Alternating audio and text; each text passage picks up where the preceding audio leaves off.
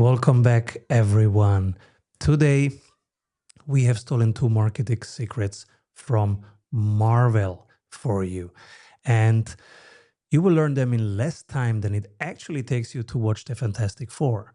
Join Michael, the Referrability Master Roderick, much less, from New York, and Simon, the Sales Booster Severino from Vienna, as we share those 2 stolen secrets with you. Michael, secret number 1. Yeah, so secret number one has to do with the character backlog or the character catalog. So Marvel has so many characters. I mean, it is a crazy, crazy number of characters within the Marvel universe, to the point where they have TV shows, they have films, they have cartoons, they have just all of these different types of things. And the most recent is Fantastic Four, and Fantastic Four has been a comic for a very, very long time. It has lots and lots of side stories and like different elements, and they've made, I think, 3 different movies. Of the Fantastic Four that have not done well, and they're bringing back the Fantastic Four again, actually this coming Thursday in theaters.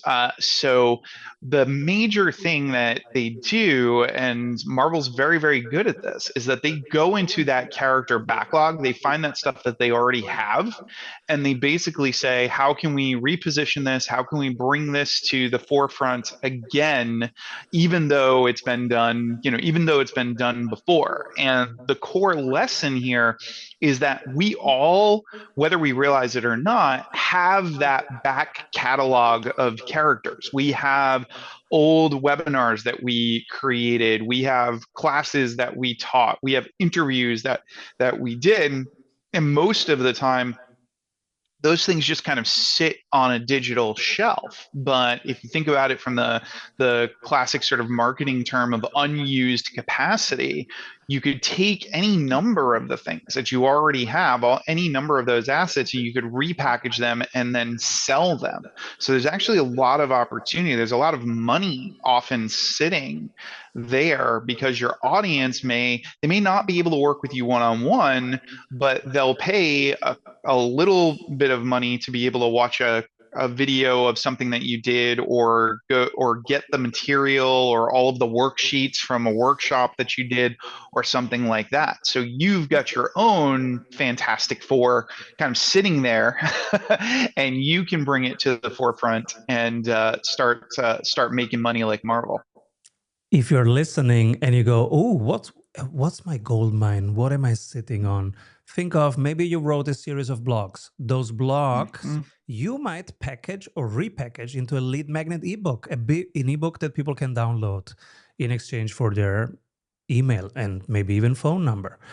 Webinar recordings, you can do micro course modules out of those, right? Or at least a bonus module to some courses that you have. Client case studies can become presentations, can become social proof carousels on your website. Internal SOPs can become sellable templates. Why not charging $40, $70 for something that creates value that's 10 times that? A past presentation can become a podcast content, can become a LinkedIn article. An email sequence can become a course curriculum.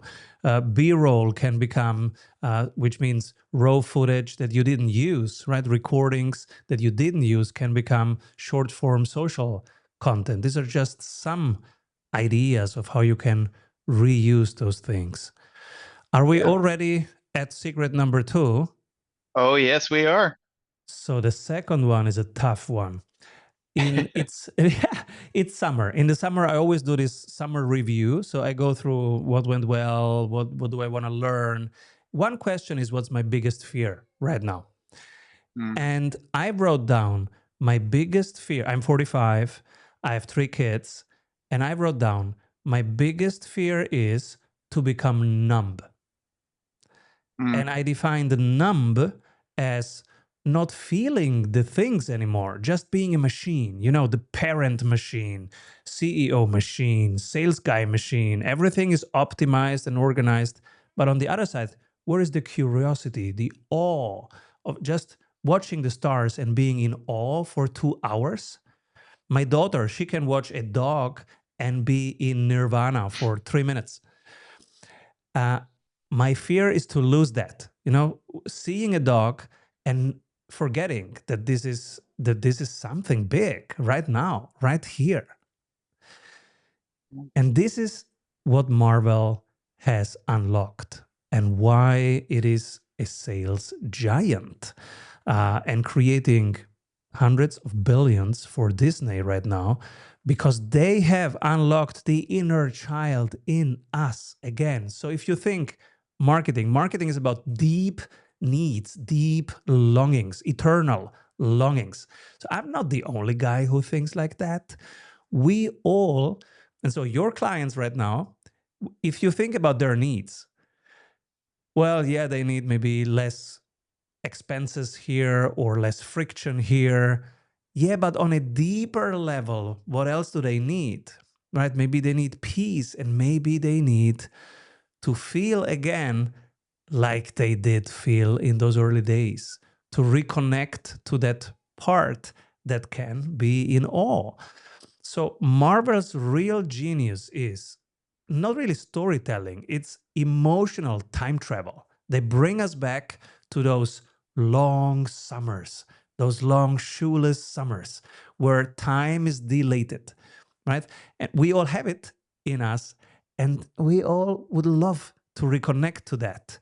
And so they bake it into the product. You go to this movie, boom, you are immersed in that. You are reconnected, right? And that's why we love also buying the memorabilia, buying the little figurine that's on my desk and that reminds me when I'm in between Zooms and I see your wall right there and I'm reminded, oh my God, Silver Surfer, oh my God, Spider-Man, Captain America, right? Why did you buy them?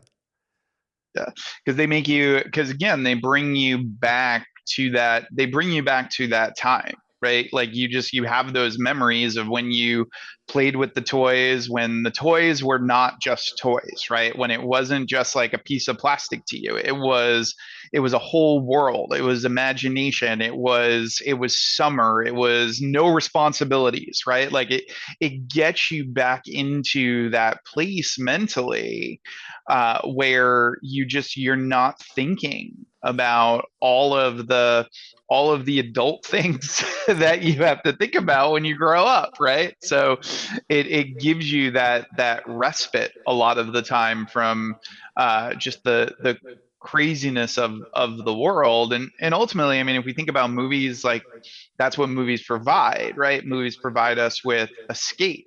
And if we get to escape into our childhood, then for a lot of us, that's really exciting and that's really fun. So the second thing that you can steal, the first one was to reuse current assets that you have, current knowledge, current writings, current recordings, whatever marketing assets and knowledge you have. The second one that you can steal is your prospects aren't just buying your product or service. They're buying the person they believe they can become or the person they used to be before real life got in the way. So if you think about how does your website talk to that, to their needs? What are the colors on your website? What's maybe the texture? Maybe it's not so much the language, because you don't want to talk Marvel language on your website probably, but maybe you can think about the colors, the texture, the way it makes them feel, right? Which is maybe between the lines. What can you do to have such moments in your current services, in your current products? So if you're giving out a workbook, is this workbook talking to their superpowers, to their potential? Is their name on it? Do they feel elevated by it and empowered by it? Do they reconnect to those parts of themselves, or is it just workbook, ABC? Where else can we apply? Let's brainstorm. Where else can we apply these things? Yeah.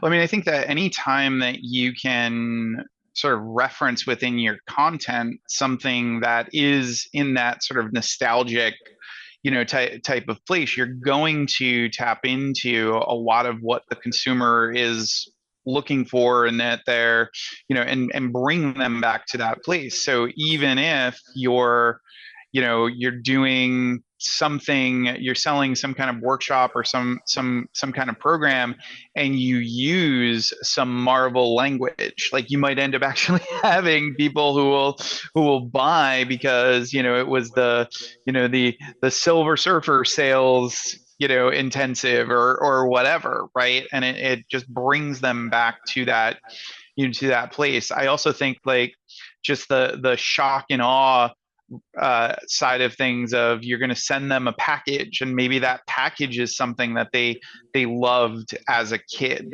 right? Something that takes them back, or sort of like puts them back in that place. Like, imagine just like somebody sends you a package in the mail to thank you for being on their podcast, or whatever, and you get like a yo-yo, right? Like, wouldn't that be so much fun to, sort of go back to, wow, like I remember when I would play with the yo-yo, and do those things. So I think, like, that's really what it comes down to when you're thinking about your marketing, you're thinking about your business. It's like, what are those things that you can weave in to your material to tap into that nostalgia, tap into that being a child, tap into that feeling of, I'm going back in time, and to a place where there wasn't very much to worry about. And maybe in addition to your brand name and logo, you might play around with some characters that are more on an emotional, on a body level. So, for example, in the Sprint Club, I've been playing with the Sprint animal. So my kids asked the assistant on the phone that I will not name, otherwise she starts talking to us. But they asked, we were in the zoo, and they said, "Who's the Sprinter animal?" And then she goes, "Oh, the Sprinter animal is the cheetah." And so we ran to the cheetah, and they were like, "Oh, the cheetah, the cheetah." So I was playing around with the cheetah as like a mascot, a character for the Sprint Club. And because it's fast and it's freedom, and it's your own pace without, allowing the world to slow you down, which entrepreneurs feel and live. And with all the adventure that comes with it, and the wilderness that's around it, and with this raw being of a cheetah, and the survival fight. And then I put it on the Sprint Club and play with it in images. And people are saying, "Oh, I love the cheetah. I love the cheetah. I love the cheetah." They're not even talking about the tools. Yeah, I love this tool, but I Yeah. love the cheetah. Yep. That's it. It's That's it. it's all about tools, but the feedback is on the cheetah. Yeah. Yep. They just, they enjoy I think it does come down to that aspect of, in the musical theater world, there's the saying of, you got to have a gimmick. And, it's true, right? Like, there's got to be something that feels a little different, a little to the side of everything else that people are experiencing, and sort of, and being sold, right? So why not tap into those things that you really enjoy, or that have significance to you, Oh, right? that's And I think that fascinating. that's, yeah. What makes a hmm gimmick? What's the definition? Where does even the word come from? I mean, I am not 100% sure where the origin, of the word came from, but the idea of the gimmick, um, at least in the musical theater world, was this idea that there was something that, like, basically everybody kind of had to pay attention to, but it was like really, really simple to put together, right? Like, it was really, really simple to do. So like, if somebody changes something, like the way that somebody's supposed to be able to enter a building, right? Like, they have to say something to enter, to enter a building. That Ah, becomes a gimmick, right? Like, that mm, becomes something that basically everybody is like, now they're going by that building, and they're like, oh yeah, that's the building where you have to say, Fantastic mm-hmm, Four, and then you get in. You know what I mean? mm. Like, it's those types of things where you come up with something really, really simple, but it just kind of changes everything. So then people are like, oh yeah, I want to know more. I want to do it. One of my favorite stories about that was the Blue Man Group, which very, very well known, performance performance company. They did something in New York City where one of the things that happens if you live in the city is that there are a lot of clubs, and the clubs in the evenings have like lines around the corner of people waiting to get in, and there's a velvet rope, and there's all this, and sometimes celebrities and all these things. So what the Blue Man Group did was they set up a velvet rope. They had a bunch of actors sort of stand in a line, and then because there were a bunch of people standing in a line, a bunch of other people got in line to be like, what's going on? And it was set up as like this club. But when you got to the front, the door was just a brick wall. So it was this like big, big stunt where people had like lined up to get into this thing, and there was no thing, right? That's a classic, like that's a gimmick, right? And then we go and we talk about it, and we share about it, right? And we tell our friends. And I think like there's so many opportunities for us to look at what are the things that we're doing, and what's like a very, very simple way to change those things, right? I mean, ultimately, this, like, even just the idea of steal it is a gimmick, right? Like, we share marketing, advice, but the simple trick of sharing that marketing advice and that sales advice is we have this premise of we stole something from a very, very classic sort of brand, right? So it's different from just the traditional, like, hey, I'm going to give you some marketing advice, or I'm going to give you some sales advice. This is what you can do, folks. This is what we have been stealing from you. Michael, the referability rockstar Roderick, and I will be back after a summer break, and we will steal much bigger stuff for you. Also, feel free to let us know what specifically we should be stealing for you. Just put it in the comments, and see you soon. Bye, New York. Take care, everybody. Avoid trying to do thousands of things that doesn't work. We have 274 templates for your business success. Reach your ambitious goals with one-on-one sprint coach. We double your revenue in 90 days. What if your business would run well even when you are on vacation? Discover how 1,600 business owners have regained their freedom using the Strategy Sprints blueprints. How they enjoy living their dream and watching their business scale. Get the exact checklists they use to go from stressed to fulfilled using the Strategy Sprints method. Order your copy of Strategy Sprints 12 Ways to Accelerate Growth for an Agile Business on Amazon today. And if you love it, leave us a review.